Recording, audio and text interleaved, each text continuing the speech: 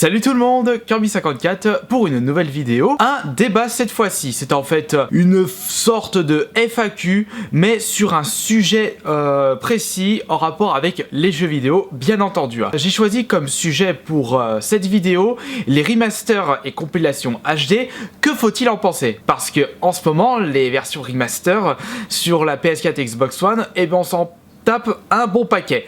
Donc c'est pour ça que sur mon Facebook, j'ai posté un petit commentaire vous demandant votre avis sur ce fameux sujet. J'ai reçu presque 200 commentaires concernant ce sujet et je vais donner mon avis sur vos commentaires dans cette vidéo. J'en ai sélectionné une petite poignée, car certains arguments ressortent plusieurs fois, donc ça sert à rien que je réponde à 2 fois au même argument. Le premier avis vient de Sylvain Lescure. Eh bien moi je suis pour, parce que même si en effet on peut parler de plans marketing pourris à base de 50 € par-ci par-là, beaucoup de gens n'ont pas eu la console de génération précédente et peuvent par conséquent bénéficier de titres de grande qualité. God of War 3, la collection Rare sur One, etc. Eh bien, je rejoins ton avis par rapport à certains jeux issus d'anciennes générations que l'on n'a pas forcément joué auparavant, par exemple pour la compilation Rare, qui est en fait un très bon exemple, parce que si on prend l'exemple de Conquer, GeForce Gemini ou de Killer Instinct Gold, ce sont des jeux sortis sur N64 et à l'heure actuelle c'est assez compliqué de retrouver une N64 qui marche nickel,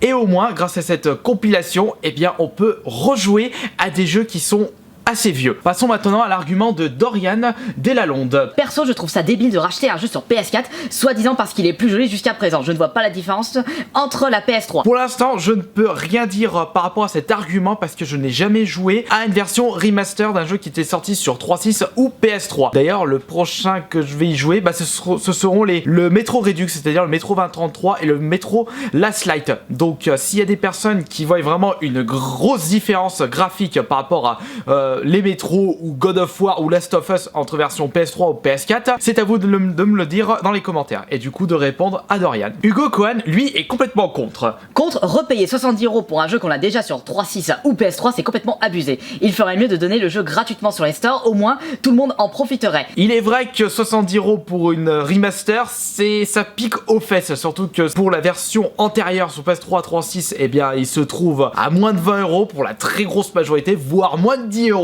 Non, je pense pas que les versions remaster coûtent 70 € de base. Peut-être pour Last of Us par contre. Mais God of War 3, il est sorti pour 40 boules. Ton avis sur il ferait mieux de donner le jeu gratuitement? Ils ne peuvent pas faire ça parce que déjà, ils ont dû passer quelques temps pour faire une version à portage remaster sur PS4 Xbox One. S'ils devaient l'offrir gratuitement, ils risquent de perdre beaucoup d'argent. Carlos Rubio nous dit: je suis pour les versions remaster, mais que si elles sont vraiment mieux faites et qu'elles ne dépassent pas les 30 €. Je suis entièrement d'accord. Il ne faut pas que les versions remaster ne dépassent pas un certain prix parce que ça peut être limite du gros foutage de gueule. Voyons maintenant le commentaire de Valentin Fabi. Contre, une vraie pompe à fric. Resservir le même jeu avec un petit lifting en prétendant faire ça pour permettre aux joueurs qui ne les ont pas fait de pouvoir les tâter, j'appelle ça un attrape-pigeon pour pouvoir financer leur jeu prochain. Malheureusement, si on regarde ton dernier argument, eh ben, il faut savoir que les jeux à l'heure actuelle, il faut beaucoup plus de budget par rapport à des jeux sortis sur d'anciennes générations. Bon, après, c'est vrai qu'il y a le gros budget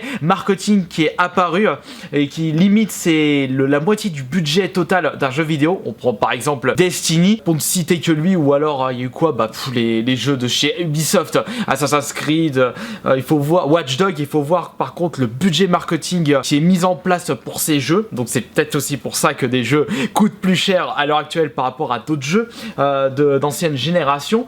Après, c'est une vraie pompe à fric. C'est vrai que t'as pas tout à fait tort, parce que si les développeurs préfèrent sortir des versions remaster de jeux qui ont été déjà faites avec un petit lifting, c'est vrai que ça fait limite attrape-pigeon. Après, si les joueurs souhaitent reprofiter d'un jeu, eh bien c'est tant mieux pour eux. Yami Tanchi: je dirais que ça dépend du jeu et du contenu supplémentaire qui serait proposé. D'ailleurs, je voulais en revenir sur ça. On a différentes versions remaster et trilogie HD. Par exemple, on a des versions remaster où il n'y a pas grand chose, peut-être seulement un lifting graphique par rapport, par exemple, je prends l'exemple de God of War 3, mais par contre il y a des versions remaster où on a carrément une compilation de plusieurs jeux. Les trilogies HD pour commencer. PS4 Xbox One, on a, je prends l'exemple de Metro Redux, où c'est carrément une compilation de 2 jeux, donc au niveau du tarif ça peut être pas mal, et surtout le Metro Redux qui est sorti sur PS4, eh bien on peut jouer à Metro 2033 hors console Xbox, puisque Metro 2033 n'était jamais sorti sur PS3, donc de ce côté-là, ça peut être pas mal. Après, il y a certaines versions remaster où on a les DLC que l'on n'avait pas sur les versions originales, donc ça peut être, c'est un peu une mini version GOTY, ça aussi ça peut être pas mal. Donc les versions remaster de ce côté-là, c'est un super plan. Tom Losk. Moi je trouve que c'est bien maigre, que ça reste cher, mais grâce à ça, on peut découvrir des jeux rares sur la One par exemple. Sur la PS4, ça reste des jeux basiques après tout. Alors toi, tu compares la compilation Rare Replay avec les remasters style God of War 3, Last of Us. Alors là, il n'y a pas photo, je suis entièrement d'accord avec ton avis, parce que si on regarde bien les jeux sortis sur la compilation Rare Replay, ce que je vous disais au début de cette vidéo, le Conquer, si vous désirez retrouver la cartouche seule, c'est aux environs de 80-90 €, donc là ça pique largement au cul. On a limite une compilation de 30 jeux pour 30 €, ça fait 1 € de jeu. Si vous désirez racheter tous les jeux à part, eh bien vous avez limite pour 200-300 €. Et de ce côté-là, c'est un super plan pour la compilation Rare Replay. Alexis Machu. C'est une bonne idée, ça permet de découvrir, de redécouvrir des anciennes pépites. Mais c'est une facilité pour les développeurs. En effet, c'est une facilité parce qu'ils décident de débloquer plus de budget pour seulement des portages limite. Et après, pour redécouvrir des anciennes pépites, je suis assez d'accord sur des pépites qui sont sorties il y a plusieurs années. Mais après, si les jeux sont à peine sortis il y a 2 ans comme Sleeping Dog ou Devil May Cry le dernier en date, bah là forcément ça le fait pas trop. Baptiste Joncard. Je suis pour les remasters de jeux qui datent un peu comme Resident Evil et Halo, mais après à faire un remaster d'un jeu sorti en 2013 que l'on peut trouver l'original à 10 € en magasin, moi je trouve ça bête, donc c'est non. C'est ce que je disais auparavant, et d'ailleurs c'est vrai que les versions remaster qui sont vraiment une refonte complète du genre Resident Evil et bientôt FF7, ça c'est, on en rêverait tous. D'ailleurs il y a le Resident Evil 2 qui a été réannoncé, vraiment une version remaster refaite à fond. Ça je suis entièrement pour, comme pour Baptiste. Steven Montana. Ce serait bien qu'ils fassent depuis le temps le remaster de classiques comme GTA, Vice City, San Andreas, Liberty City par exemple, ou les bons vieux Crash Bandicoot. Je prends par contre ton exemple de Crash Bandicoot. Le problème c'est qu'il y a des soucis de droit d'auteur. Il faut pas oublier que les anciens Crash Bandicoot sortis sur PS1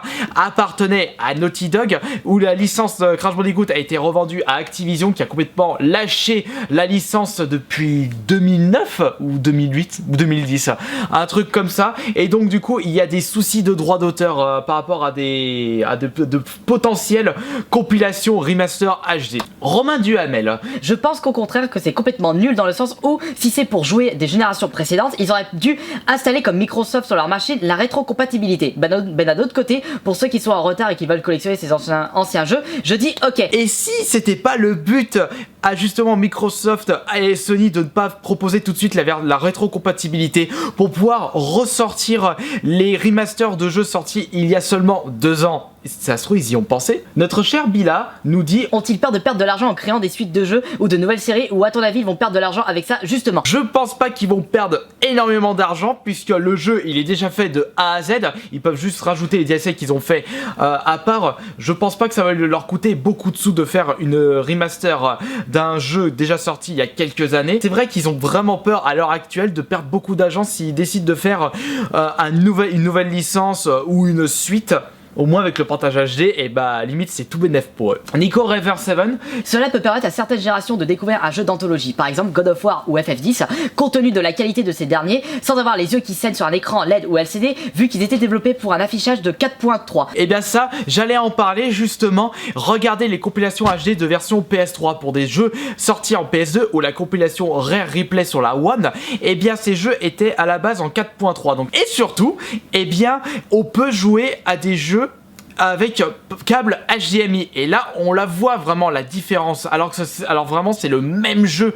C'est pour ça que les jeux rétro, moi à l'heure actuelle, je préfère les jouer sur ma Red 35. Pourquoi? Parce que je ne passe pas par câble Péritel, et bien je passe par câble HDMI, et déjà au niveau de la texture, c'est déjà plus beau, mais il y a la grosse différence surtout au niveau du son. Et on prend le dernier commentaire de Mathieu Gasser. Heureusement que t'as pas dit Wii U, car il y a que des remasters MDR. Ah oui, c'est vrai que j'ai pas pensé à la Wii U. Si je regarde dans ma collection, on a le remaster de Zelda Wind Walker, on a le New Mario Bros qui était donc version Wii, qui sont ressortis sur Wii U.